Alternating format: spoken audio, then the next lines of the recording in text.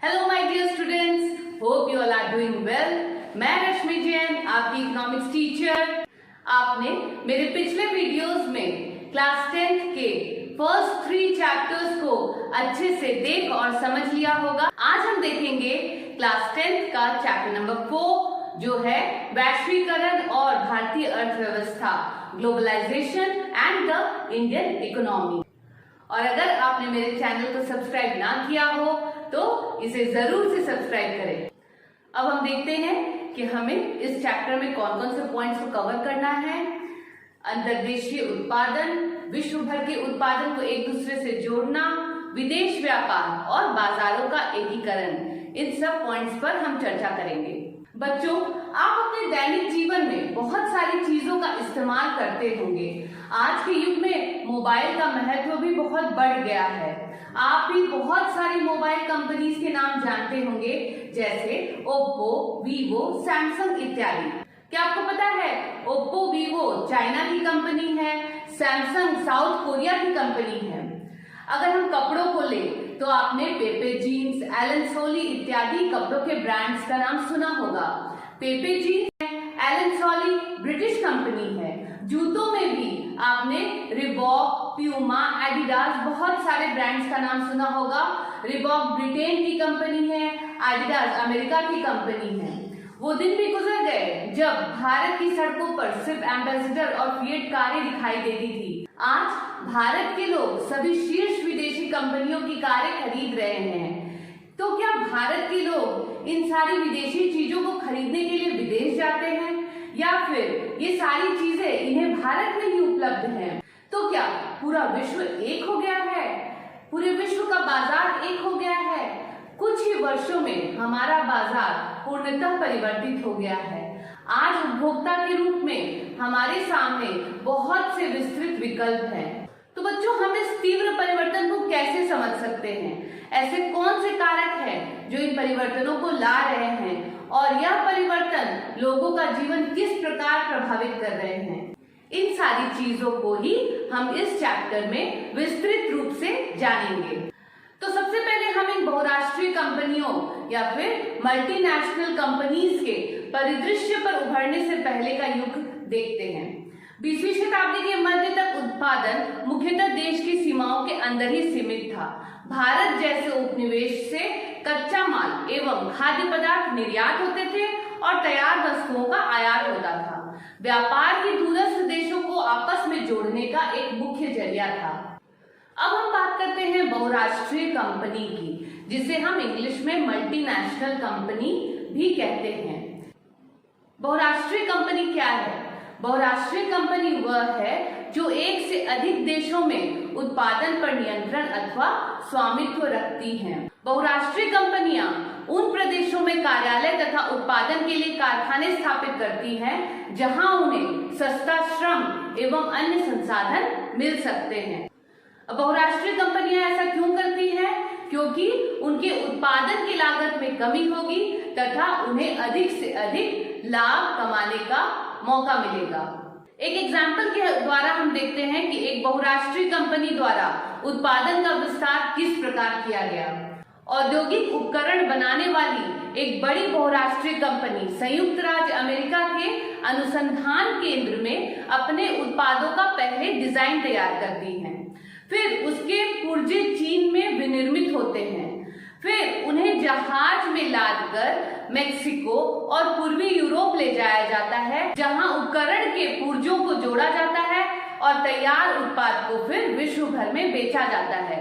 इस बीच कंपनी की ग्राहक सेवा का भारत स्थित कॉल सेंटरों के माध्यम से संचालन किया जाता है। तो इस उदाहरण में हम देख रहे हैं कि एक बहुराष्ट्रीय कंपनी केवल विश्व स्तर पर ही अपना तैयार उत्पाद नहीं बेच रही है, बल्कि अधिक महत्वपूर्ण यह है कि वस्तुओं और सेवाओं का उत्पादन विश्व स्तर पर किया जा रहा है। उत्पादन प्रक्रिया छोटे भागों में विभाजित है और विश्व भर में फैली हुई है।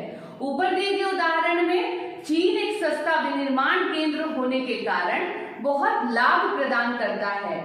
मेक्सिको और पूर्वी यूरोप और अमेरिका और यूरोप के बाजारों से निकटता के कारण वो लाभप्रद हैं। हमारे भारत में अत्यंत कुशल इंजीनियर उपलब्ध हैं जो उत्पादन के तकनीकी पक्षों को समझ सकते हैं। यहाँ अंग्रेजी बोलने वाले शिक्षित युवक और युवतियां भी हैं जो ग्राहक देखभाल सेवाएं उपलब्ध करा सकते हैं, जैसा कि लिखा है कि भारत स्थित कॉल सेंटरों के माध्यम से किया जाता है। ये सभी चीजें बहुराष्ट्रीय कंपनियों की लागत को लगभग 50 से 60% तक बचा सकती हैं।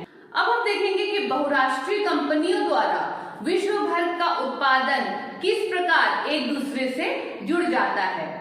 बहुराष्ट्रीय कंपनियां उसी स्थान पर उत्पादन इकाइयां स्थापित करती हैं जो बाजार से नजदीक हो, जहां कम लागत पर कुशल और अकुशल श्रम उपलब्ध हो। उत्पादन के अन्य कारकों की भी उपलब्धता उस क्षेत्र में सुनिश्चित हो। बहुराष्ट्रीय कंपनियां सरकारी नीतियों पर भी नजर रखती है और उनके हितों की देखभाल भी करती हैं। अब हम देखते हैं कि विदेशी निवेश किसे कहते हैं। बहुराष्ट्रीय कंपनियों द्वारा परिसंपत्तियों जैसे भूमि, भवन, मशीन और अन्य उपकरणों की खरीद में व्यय की गई मुद्रा को विदेशी निवेश कहते हैं। विदेशी निवेश इसी आशा से किया जाता है कि इन परिसंपत्तियों के द्वारा लाभ अर्जित किया जा सके। कभी कभी बहुराष्ट्रीय कंपनियां इन देशों की स्थानीय कंपनियों के साथ संयुक्त रूप से भी उत्पादन करती हैं। संयुक्त उत्पादन से स्थानीय कंपनियों को दोहरा लाभ होता है। पहला, बहुराष्ट्रीय कंपनियां अतिरिक्त निवेश के लिए धन प्रदान कर सकती हैं, जैसे कि तीव्र उत्पादन के लिए मशीनें आदि खरीदने के लिए। दूसरा, बहुराष्ट्रीय कंपनियां उत्पादन के लिए नई नई टेक्नोलॉजीज अपने साथ ला सकती हैं। बहुराष्ट्रीय कंपनियों के निवेश का सबसे आम रास्ता स्थानीय कंपनियों को खरीदना और उसके बाद उत्पादन का प्रसार करना है। अब हम देखते हैं स्थानीय कंपनियों के साथ किस प्रकार बहुराष्ट्रीय कंपनियों के पारस्परिक संबंध होते हैं। बहुराष्ट्रीय कंपनियां एक अन्य तरीके से भी उत्पादन नियंत्रित करती हैं। वो किस प्रकार करती है? विकसित देशों की बड़ी बहुराष्ट्रीय कंपनियां छोटे उत्पादकों को उत्पादन का ऑर्डर देते हैं। बहुराष्ट्रीय कंपनियों को इन उत्पादों की आपूर्ति की जाती है और फिर ये कंपनियां इन्हें अपने ब्रांड से अपने ग्राहकों को बेचते हैं। इन बड़ी कंपनियों में दूरस्थ उत्पादकों के मूल्य, गुणवत्ता, आपूर्ति और श्रम शर्तों का निर्धारण करने की प्रचंड क्षमता होती है। जिस प्रकार ऊपर दिए गए चित्र में आप देख रहे हैं कि लुधियाना के एक घर में एक बड़ी बहुराष्ट्रीय कंपनी के लिए फुटबॉल का निर्माण किया जा रहा है। और दूसरे एग्जाम्पल में देख रहे हैं, इसमें जीन्स है जिसका उत्पादन भारत में ही हुआ है, लेकिन इसकी ब्रांडिंग मल्टीनेशनल कंपनी के नाम से होती है। तो ये क्या है? ये बड़े बहुराष्ट्रीय कंपनियां छोटे उत्पादकों को उत्पादन का ऑर्डर देते हैं और फिर उन्हें अपने ब्रांड्स देते हैं और उन ब्रांड्स के नाम से ये बाजार में बिकते हैं और साथ ही स्थानीय कंपनियों द्वारा इनकी क्वालिटी के साथ कोई भी कॉम्प्रोमाइज नहीं किया जा सकता। अब हम एक एग्जांपल देखते हैं। एक अमेरिकी कंपनी फोर्ड मोटर्स विश्व के 26 देशों में प्रसार के साथ विश्व की सबसे बड़ी मोटर गाड़ी निर्माता कंपनी है। फोर्ड मोटर्स 1995 में भारत आई और चेन्नई के निकट 1700 करोड़ रुपए का निवेश करके एक विशाल संयंत्र की स्थापना की। ये फोर्ड मोटर्स क्या है? ये एक मल्टीनेशनल कंपनी या बहुराष्ट्रीय कंपनी है। यह संयंत्र भारत में जीपों एवं ट्रकों के प्रमुख निर्माता महिंद्रा एंड महिंद्रा के सहयोग से स्थापित किया गया। इसका अर्थ है कि इसने एक स्थानीय उत्पादक के साथ पार्टनरशिप किया और वर्ष 2017 तक फोर्ड मोटर्स भारतीय बाजारों में 88,000 कारें बेच रही थी, जबकि 1,81,000 कारों का निर्यात भी भारत से दक्षिण अफ्रीका, मेक्सिको, ब्राजील और संयुक्त राज्य अमेरिका किया गया। इससे यह पता चलता है कि किस प्रकार बहुराष्ट्रीय कंपनियां कार्य करती हैं। अब हम देखते हैं कि विदेश व्यापार और बाजारों का एकीकरण किस प्रकार होता है। विदेश व्यापार घरेलू बाजारों अर्थात अपने देश के बाजारों से बाहर के बाजारों में पहुंचने के लिए उत्पादकों को एक अवसर प्रदान करता है।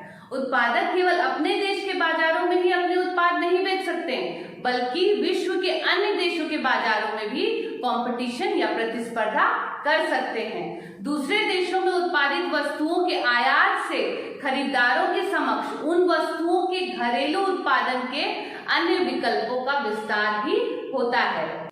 अब हम भारत के बाजारों में चीन के खिलौनों के प्रभाव का उदाहरण लेते हैं। चीन के व्यापारियों को भारत में खिलौने निर्यात करने का एक अवसर का पता चलता है, जहां खिलौने अधिक मूल्य पर बेचे जा रहे हैं।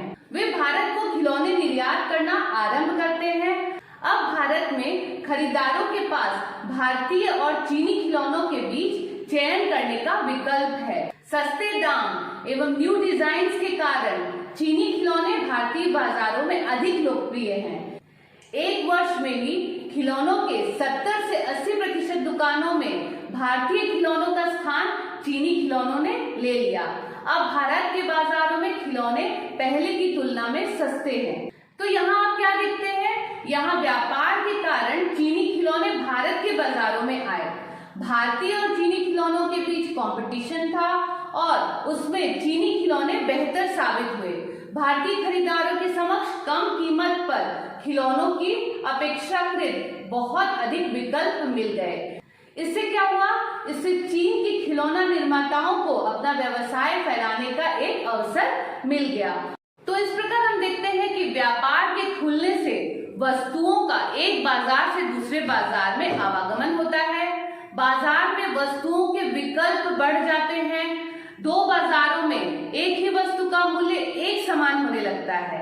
दो देशों के उत्पादक एक दूसरे से हजारों मील दूर होकर भी एक दूसरे से कंपटीशन या प्रतिस्पर्धा कर सकते हैं। विदेश व्यापार विभिन्न देशों के बाजारों को जोड़ने या एकीकरण में सहायक होता है।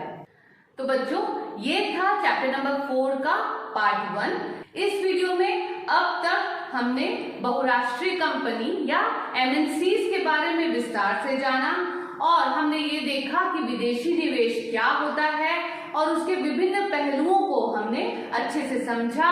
साथ ही हमने देखा कि किस प्रकार विदेश व्यापार और विदेशी निवेश से विश्व के बाजारों का एकीकरण हो रहा है। वीडियो के नेक्स्ट पार्ट में हम इस चैप्टर के बाकी पोर्शन को कंप्लीट करेंगे।